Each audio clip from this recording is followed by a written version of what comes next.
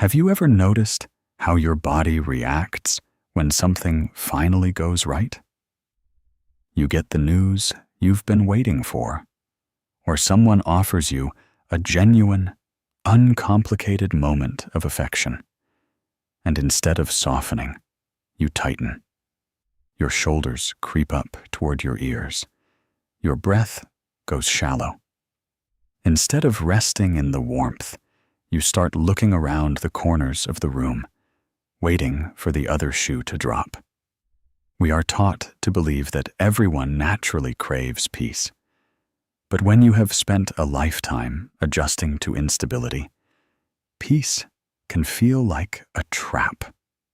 It feels like the quiet right before a storm. Think about what it really feels like inside your body when things are calm. For so many of us, quiet moments aren't peaceful. They are terrifying. When you grow up in an environment where the atmosphere can change in a heartbeat, where a sudden footstep outside the door or a particular tone of voice means trouble, your body learns that safety is an illusion. Your nervous system becomes a finely tuned radar, always scanning, always measuring the temperature of the room, always preparing for impact. So, when life finally gives you a moment of genuine stillness, or when someone looks at you with kindness that has no strings attached, your internal system doesn't know how to handle it. It screams a warning. It tells you that if you let your guard down, if you dare to smile or exhale, that is exactly when you will get hurt. It is exhausting to live this way, carrying a heavy, invisible shield into every beautiful moment of your life. You might find yourself picking fights when things are too quiet, or finding reasons to leave a good situation just so you can control when the pain happens. It feels safer to break things yourself than to wait for someone else to break them for you. If you are listening to this today, and you know the crushing weight of always waiting for the next crisis, I want you to know that you are not broken. You are just beautifully, painfully adapted to a world that didn't know how to protect you. Your anxiety is not a defect. It is a shield that you built out of necessity. But you don't have to live in survival mode forever. The room inside your chest doesn't always have to be a fortress. Right now, in this very moment, nothing is chasing you. Nothing is demanding that you fix it, or change it, or save it. You don't have to earn your right to exist in this space. You are allowed to just be. I want to invite you to pause. Put down whatever you are holding. Drop your shoulders just a fraction of an inch away from your ears. Unclench your jaw. Take a slow, deep breath and let your body know it is allowed to arrive here, fully and safely. Before we go any deeper into how we heal this, let's create a community of safety right here. Leave a comment below with the affirmation, "I am learning that it is safe to be seen, safe to be settled, and safe to be loved." Let those words sit in your mind like a soft blanket. Say them to yourself until they feel a little less foreign. We are going to talk about the parts of us that learned to stay on guard, and how we can gently, lovingly teach them that the danger has finally passed. You are here, you are breathing, and you are allowed to rest. There is a strange, deeply uncomfortable truth about human nature that we rarely want to admit to ourselves. We do not always choose what is good for us. We choose what is familiar. When you grow up in an environment where care is unpredictable, or where the people who are supposed to protect you are also the sources of your deepest stress, your internal compass gets completely skewed. You learn to associate love with hypervigilance. To you, love might look like walking on eggshells, constantly reading the subtle shifts in someone's tone of voice, or changing your own boundaries just to keep someone else comfortable. You become an expert at managing other people's storms just to keep yourself from drowning. Think about how this pattern follows you into adulthood, like a shadow. Have you ever found yourself drawn to people who are emotionally unavailable, distant, or inconsistent? Have you ever met someone who was stable, consistent, and deeply kind, only to find yourself feeling completely detached or uninterested? We often tell ourselves that we just didn't feel a spark, or that they were too predictable. But if we are being truly honest with ourselves, the truth is much heavier. Stability can feel completely terrifying when your whole life has been built on chaos. A calm relationship feels like a foreign language you don't know how to speak. It makes you feel exposed, because when there is no external chaos to fix or focus on, you are suddenly left alone with your own internal wounds. Carl Jung once observed that until you make the unconscious conscious, it will direct your life, and you will call it fate.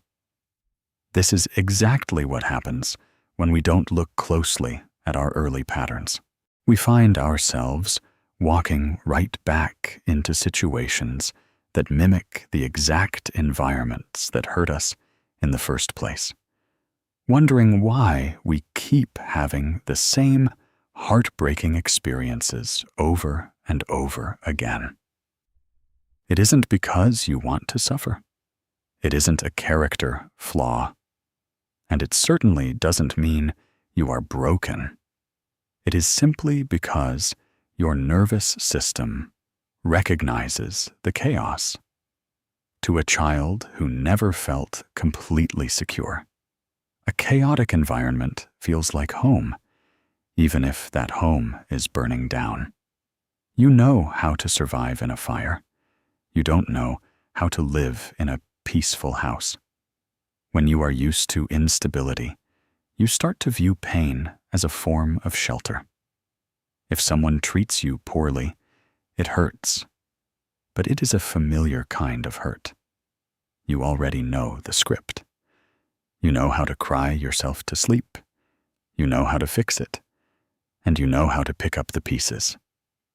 But when someone treats you with consistent warmth, your mind instantly starts searching for the hidden catch.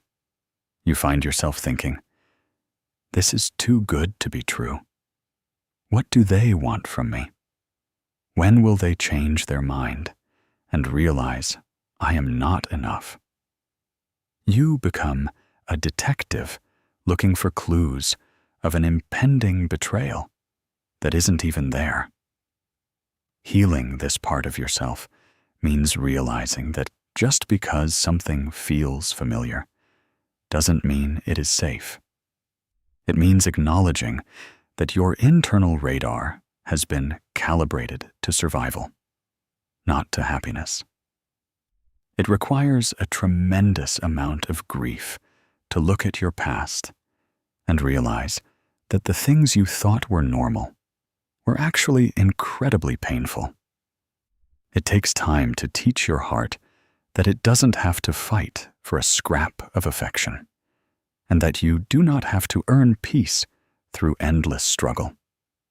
You are allowed to step out of the storm, put down the heavy weights of the past, and learn what it feels like to be truly protected, truly cherished, and truly still. Let's look at how this shows up in your daily life right now, in the quiet, ordinary moments you might not even think twice about. The blueprint of your survival shield isn't just something from the past. It is a living, breathing map that dictates how you move through the world today. It is built into the very way you interact with kindness, responsibility, and connection. Think about the last time a colleague or a partner did something purely out of warmth. Maybe they brought you a warm beverage without you asking, offered to help you move some heavy items, or simply sat next to you in silence while you were having a difficult day. Instead of just saying thank you and letting that comfort wash over you, did you immediately feel an overwhelming urge to repay them? Did your mind instantly start calculating how to return the favor so you wouldn't owe them anything? That is the shield. When care feels like a transactional debt, you cannot receive it freely. You feel an intense discomfort, a burning weight in your chest, until you can balance the ledger. You learn to believe that love and assistance are never free, that they always come with an invoice attached, and if you don't pay it back immediately, it will be used against you later. Or consider what happens when someone asks you a simple question about what you want to eat, what movie you want to watch, or where you want to go on a weekend afternoon. If your immediate, automatic reaction is an anxious, "I don't mind," whatever you want, followed by an intense, internal focus on trying to guess their preference, you are operating from that old survival blueprint. Look closely at that moment. It isn't just politeness.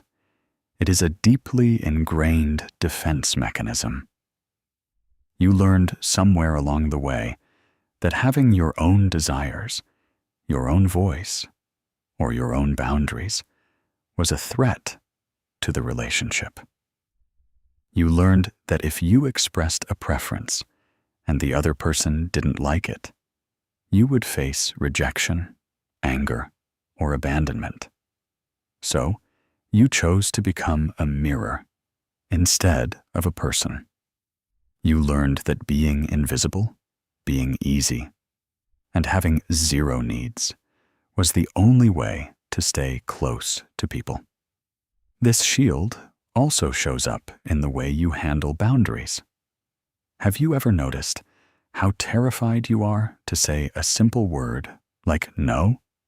When a friend asks you for a favor that you genuinely do not have the time or energy to perform, does your body react as if you are in physical danger?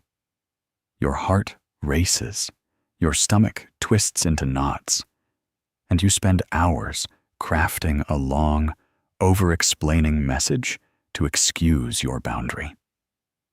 You feel like a bad person just for honoring your own capacity. This blueprint tells you that your worth is entirely dependent on what you can do for others, how much you can endure, and how little space you can take up. You become the person who holds everything together for everyone else, while your own inner world is quietly fracturing under the pressure.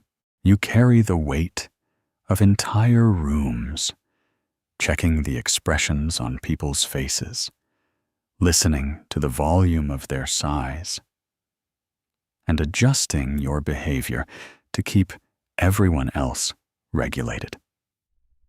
It is a profoundly lonely way to live, because while everyone loves the shield you provide for them, no one gets to see that tired, aching person hiding behind it.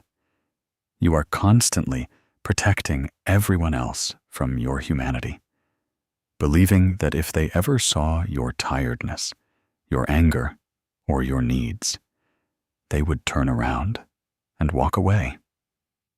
Inside every adult who struggles to accept warmth, there is a younger version of themselves still standing at the door, pulling the overnight shift, looking out for trouble. This is the part of you that developed your specific coping mechanisms when the world felt too heavy to carry. It is the version of you that realized, at a very tender age, that the adults around you couldn't or wouldn't keep the environment safe. So, you had to grow up far too fast. You put on an armor that was entirely too big for you, stood at the gates of your own heart, and promised yourself that you would never let anyone catch you off guard again. We call this part the keeper of the watch, and it has been awake for a very long time. Think about how this guard shows up in your personality today. For some of us, the keeper of the watch took the form of the overachiever, the perfectionist, or the fixer. This is the part of you that organizes every single detail of your life and the lives of those around you, anticipating problems weeks before they even happen. You become the reliable one, the strong one, the person who never breaks down, because you believe that if you relax for even a second, everything will collapse. You fix everyone else's problems while your own inner world is quietly fracturing, because focusing on their pain keeps you from having to look at the terrifying emptiness in your own. For others, this guard looks like complete and total self-reliance. It is the voice inside you that proudly says, "I don't need anyone. I can do this completely on my own." You convince yourself that isolation is independence, but in reality, it is just fear. If you don't let anyone get close enough to see your vulnerability, they can never abandon you. You reject people before they have the chance to reject you. You treat every offer of help as a threat to your freedom, because to your inner child, needing someone else was a direct pathway to disappointment and pain. We often get so incredibly angry at these parts of ourselves. We sit in frustration, berating ourselves for pushing loving people away, for overthinking a simple text message, or for crying over a minor disagreement. We ask ourselves, why can't I just be normal? Why do I have to make everything so complicated? But if you truly want to reparent yourself, you have to stop judging the shield. You have to stop punishing the guard. Look at your anxiety, your hypervigilance, your fierce independence, and your people-pleasing, and realize they were acts of profound love and loyalty to your own survival. That anxious, exhausted part of you isn't trying to sabotage your modern happiness. It is simply trying to keep you from being broken the way you were broken before. It is still operating on old data, standing at the window, watching for a threat that left the building years ago. It doesn't know that you have grown up, that you have more power now, and that the environment has finally changed. Reparenting means gently walking up to that tired guard, placing a hand on their shoulder, and saying, "Thank you for keeping us alive when we were small. You did a beautiful job. But you can stand down now. I am the adult here, and I promise you, we are safe." Moving from a life of constant self-defense to a life of open, soft connection doesn't happen overnight, and it cannot be forced by logic alone. You cannot simply tell your brain to relax and expect decades of bodily conditioning to vanish in an instant. Your mind might know that you are sitting in a safe room with someone who loves you, but your heart and your nervous system are still reacting to the ghosts of your past. This is where the wisdom of deep, patient self-reflection becomes essential. Carl Jung wrote that one does not become enlightened by imagining figures of light, but by making the darkness conscious.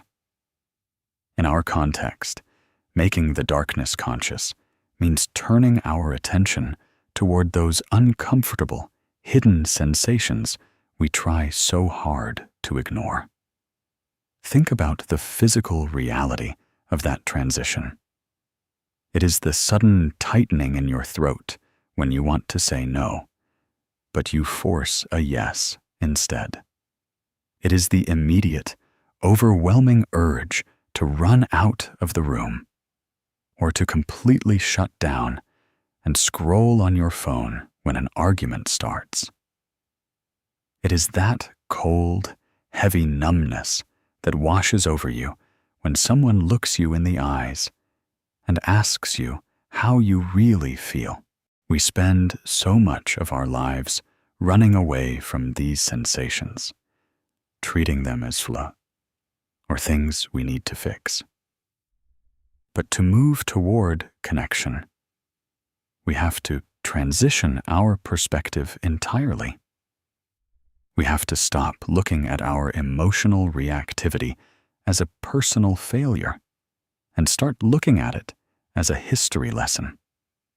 Your body is holding the memories your mind might have tried to minimize or forget. Every time you overreact to a minor shift in someone's mood, or every time you feel a surge of panic because a friend hasn't texted you back in a few hours, it isn't because you are overly dramatic. It is because your body has entered a time capsule. It is reacting to the old environment where a shift in mood meant someone was about to leave, or where silence meant you were completely unprotected. The transition begins when you learn to look beneath the surface of your panic and ask yourself a very gentle question. How old is the part of me that is responding right now? When you ask that, you stop fighting yourself. You realize that the anger, the fear, or the urge to isolate isn't a monster you need to defeat. It is a child who is terrified of being hurt again. Connection requires us to drop our armor, but you cannot drop your armor if you believe you are still standing on a battlefield. This transition is about building a bridge between the survival tactics of your past and the safety of your present. It means taking the risk to stay in the room when you want to run. It means allowing your voice to shake as you speak your truth, rather than hiding behind a comfortable silence. It is a slow, messy, and deeply emotional process of showing your raw, unpolished self to the world, and discovering that you are allowed to be imperfect. You are allowed to be vulnerable, and you are still worthy of staying connected. Reparenting is not a grand, dramatic gesture that happens once in a therapy session or after reading a book. It is a daily, quiet practice built on micro pauses. It happens in the exact moment your nervous system wants to hijack your behavior and pull you back into the old storm. Let's say you are working on a collaborative project with someone. and they provide a small piece of constructive feedback on your work. It isn't harsh and it isn't cruel, but to your internal system, it feels like an earthquake. Your old pattern might be to immediately shut down, conclude that you are terrible at your job, and want to withdraw from the project completely before they can kick you out. The micropause is where you catch yourself. You stop. You do not speak. You do not type a defensive response, and you do not run away. You take just one deep, conscious breath. You place a hand on your stomach or over your heart. Wherever you feel the hot, stinging heat of that shame rising. And you speak to yourself as if you were speaking to a frightened child who just made a small mistake. You say to yourself, "I hear you." You feel like we are being rejected, and you feel like we are about to be cast out, but we are just learning. This feedback is about the project, not about our worth as a human being.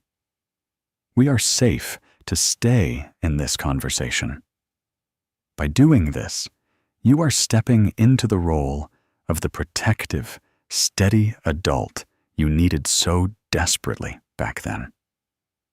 You are creating a small, beautiful gap between the old stimulus and your new response. In that gap lies your entire freedom. Think about how many times a day you have the opportunity to offer this to yourself. When someone doesn't answer your text message right away, and your mind immediately starts spinning a narrative that they hate you or that you did something wrong, that is an invitation for a micro pause. When someone walks into the room looking stressed, and your body automatically goes on high alert, preparing to fix their mood so you can feel safe again, that is an invitation for a micro pause. In those moments, you pause, you anchor your feet to the floor, and you remind that younger part of you. This is their storm, not ours. We do not have to fix this to be safe. It sounds so simple, but when you have spent 20, 30, or 40 years reacting instantly to every ripple in your environment, pausing for even 5 seconds feels like an act of absolute defiance. It takes immense courage to sit still with the discomfort of your own racing heart without trying to fix it, hide it, or blame someone else for it. But every single time you choose to pause, you are building a new pathway in your body. You are teaching your system that the urgency is an illusion. You are proving to that younger version of you that they no longer have to navigate the world alone. They have you now, and you are not going to leave them behind. To heal the part of you that never felt safe, you have to completely redefine what security actually means. When we are young and navigating an unstable world, we naturally build a false definition of safety. We think security means having a perfect environment, a home where no one ever raises their voice, a world where nothing ever goes wrong, or finding people who will never make a single mistake or let us down. We tell ourselves, if I can just find the perfect relationship, the perfect job, or the perfect friend, then I will finally be able to rest. But that kind of flawless, fragile world doesn't exist, and trying to build it will keep you trapped in a painful loop of hyper-controlling behavior. You will spend all your energy trying to control the wind, trying to predict the unpredictable, and trying to force the people around you to act perfectly just so your nervous system doesn't collapse. True adult security isn't the absence of conflict, the absence of pain, or the absence of change. Security is the absolute, unshakable conviction that whatever happens, you will not abandon yourself. It is an internal anchor, not an external shield. Think about how deeply life shifts when you adopt this new definition. It means knowing that if a close relationship or a friendship ends, you will grieve deeply, you will cry, and you will feel the heavy sorrow of loss, but you will survive. You won't break entirely, because your entire identity wasn't resting on their approval. It means knowing that if you make a mistake at work, or if a project you poured your heart into fails, you will take responsibility and feel the disappointment. But you won't let your inner critic destroy your core self-esteem in the process. You won't tell yourself that you are a failure just because you experienced a failure. When you become your own primary source of safety, the stakes of external life lower significantly. You no longer walk through the world feeling like a fragile glass sculpture, terrified that one sudden bump or one cold comment will shatter you into 1,000 pieces. You realize you are made of something much more resilient. You can finally allow people to get close to you because you are no longer relying on them to be absolutely flawless in order for you to feel secure. You can love them for who they are, with all their human messiness and imperfections, because your safety isn't their responsibility anymore. It's yours. Imagine telling that small, terrified part of you that they no longer have to build a perfect fortress to keep out the world. You can look at that younger self and say, the world will be loud sometimes, people will be messy, and things will change. But I am right here. I am stronger than the storm, and I promise you, I will never walk out on us, no matter how hard it gets. That is what it means to be truly secure. It is the quiet confidence that you can handle the bumps in the road because you trust the person behind the wheel. Receiving care is a skill that must be practiced, especially when your system has been conditioned to view kindness as a threat. Think of it like building a tolerance to something completely foreign. When you have spent your life being the one who gives, the one who fixes, and the one who anticipates everyone else's needs, someone turning that focus back onto you feels incredibly exposing.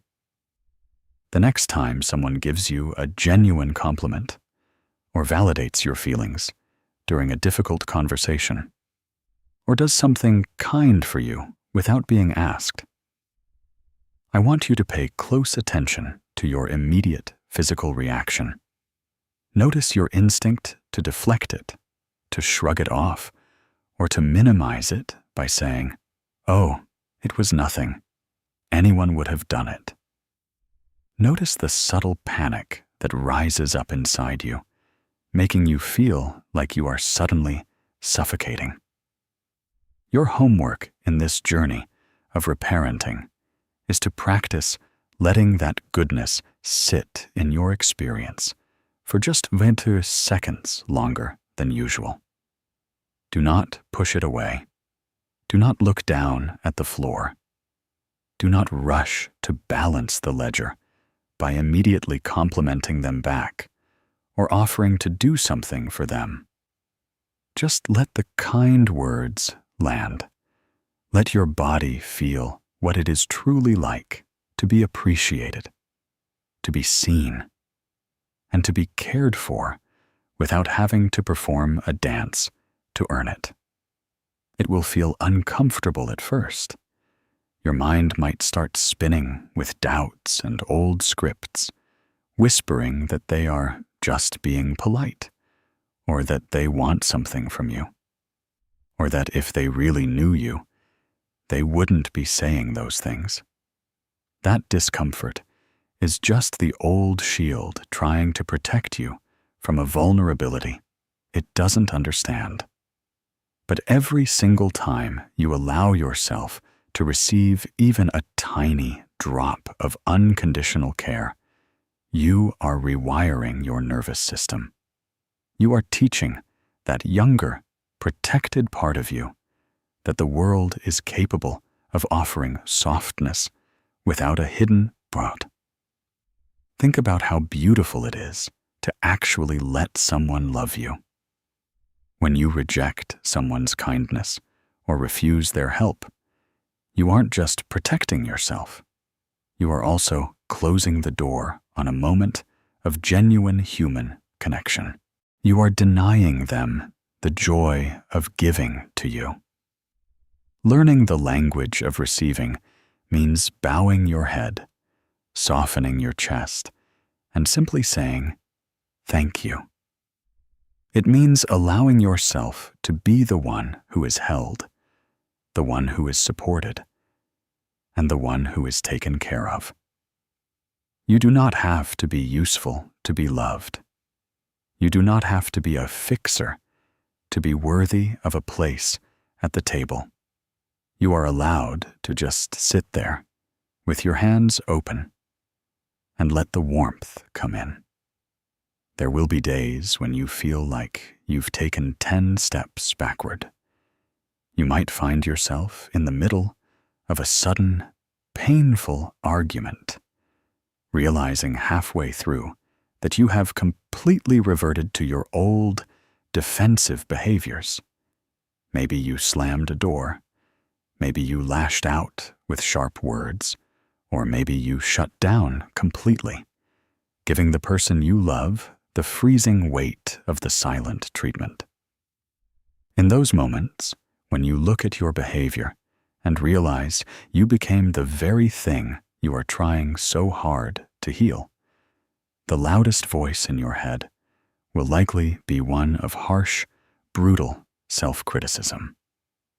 It will tell you that you've ruined all your progress, that you haven't healed at all, and that you are destined to repeat the same broken patterns forever.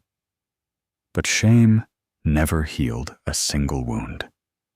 Carl Jung noted that we cannot change anything until we accept it. Condemnation does not liberate, it oppresses.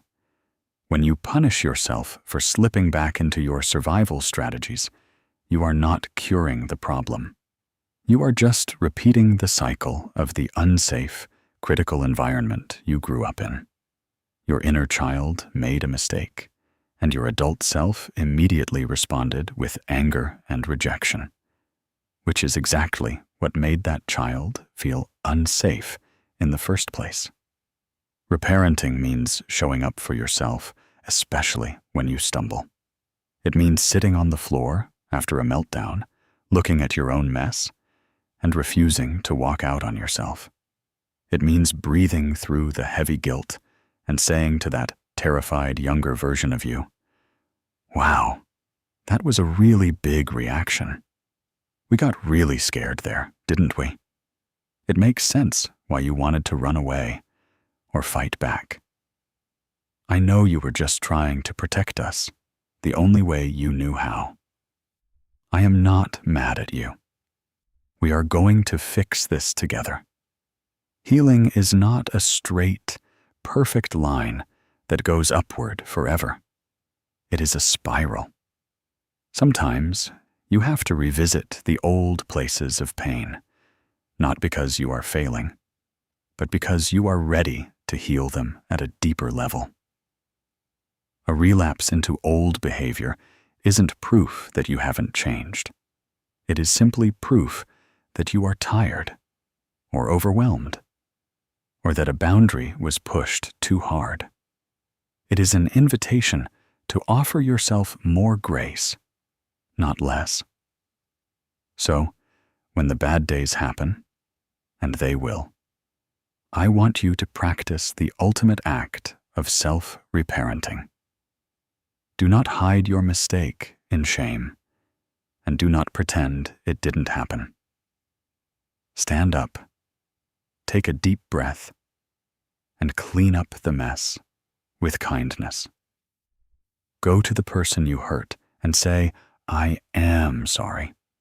I got scared, and I reacted from an old, defensive place. It wasn't about you, and it wasn't fair to you." By doing this, you are showing your inner child that mistakes do not lead to exile. You are proving that you can handle the dark moments just as well as the light ones, and that your love for yourself is not conditional on you being perfect. As you continue to show up for yourself day after day, week after week, through the pauses, the stumbles, and the small victories, something beautiful and subtle begins to happen. The world around you doesn't suddenly change. The daily challenges don't magically disappear.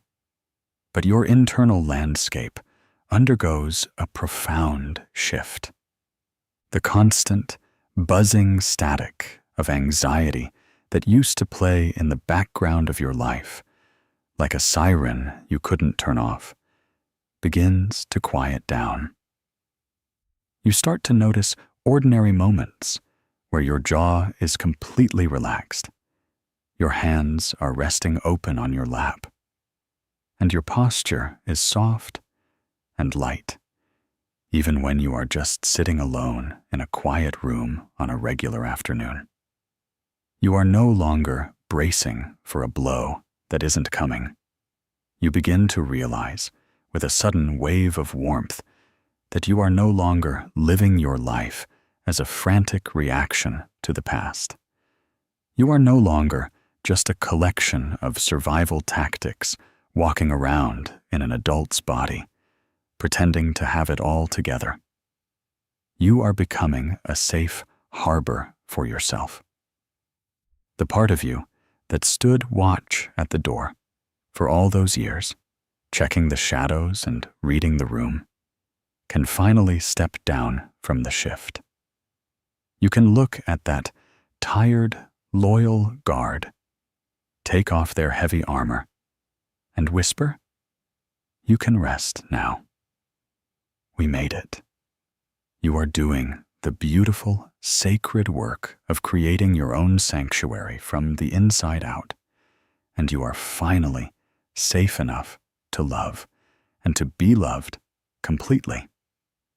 Imagine what it feels like to wake up and realize your heart is no longer a battleground.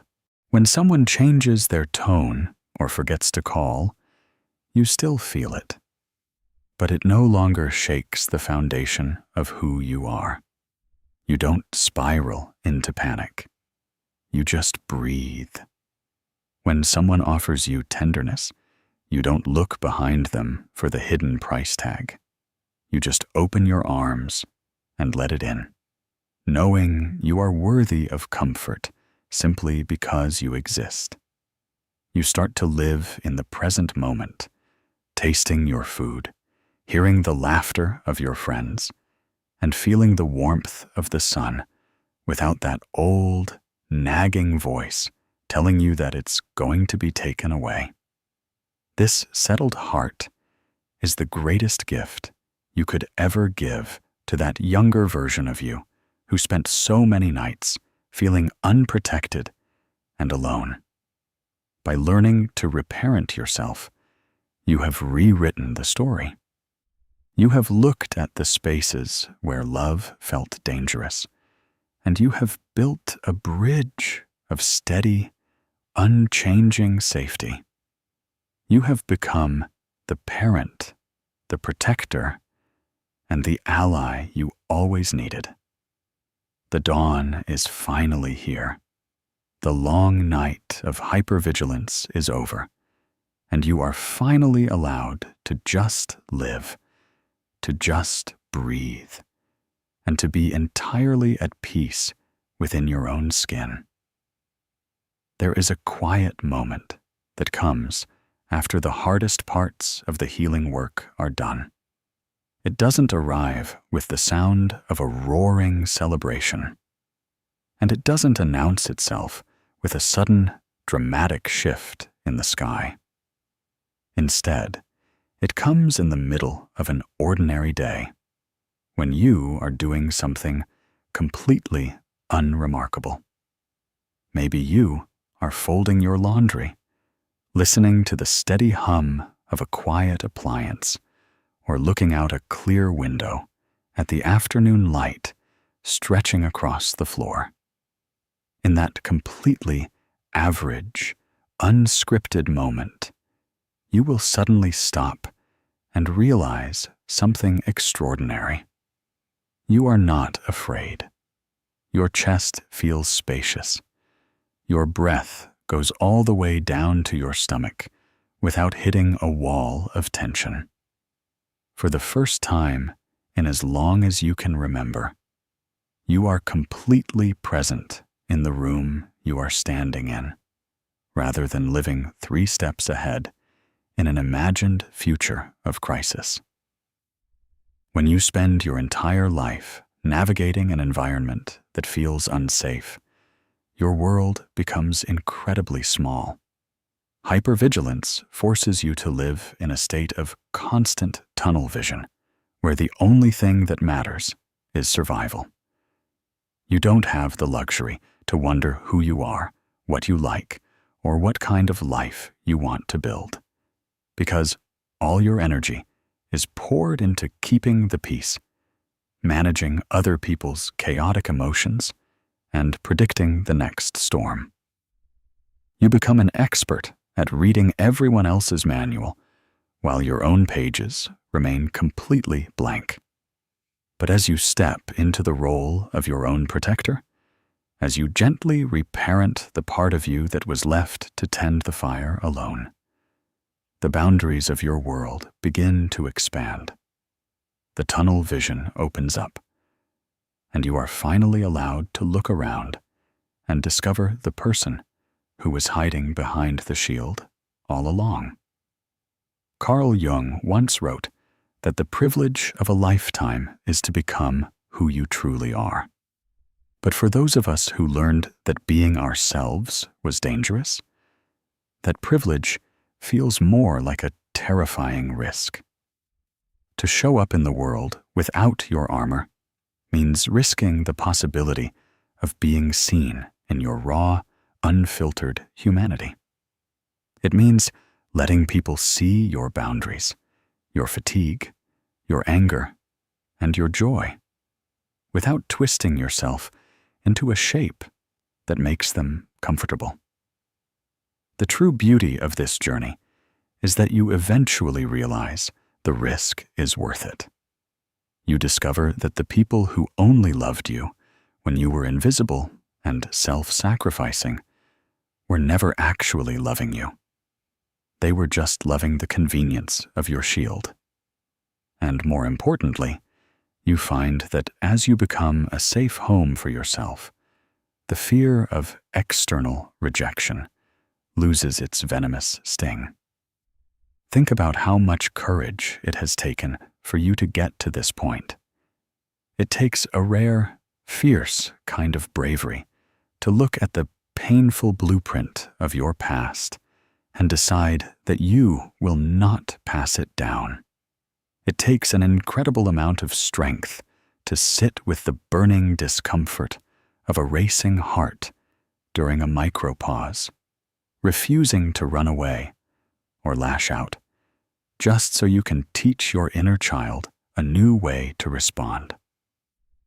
Every single time you chose gentleness over self-criticism after a relapse, every single time you allowed a kind word to land in your heart for 5 seconds without deflecting it, you were laying down a brick.